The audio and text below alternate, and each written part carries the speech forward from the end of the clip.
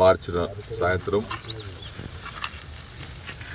వడగండ్ల వాన వల్ల కిష్టాపూర్ శివారు దాన్ని ఆనుకున్నటువంటి చించోలి శివారు ఈ 2 గ్రామాల యొక్క వరి పంట తీవ్రంగా దెబ్బతింది. కిలో సైజులో రాళ్ళు పడ్డాయి. ఒక ఇత్తు కూడా మిగలలే, ఈకలు మిగిలినాయి అంతే. పెట్టుబడి పెట్టి వేలాది రూపాయల పెట్టుబడి పెట్టి ఒక ఎకరానికి నోటికి వచ్చిన పంట రేపు వారం రోజుల్లో పోసుకునేటువంటి సందర్భంలో రైతుకు తీవ్ర నష్టం జరిగింది.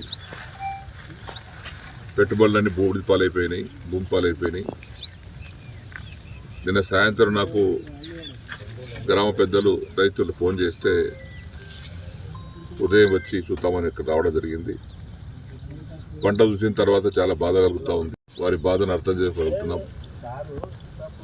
ఇప్పుడు వెంటనే కలెక్టర్ గారితో కూడా మాట్లాడాను, అగ్రికల్చర్ అధికారులతో కూడా మాట్లాడాను, ఏడీ గారితో.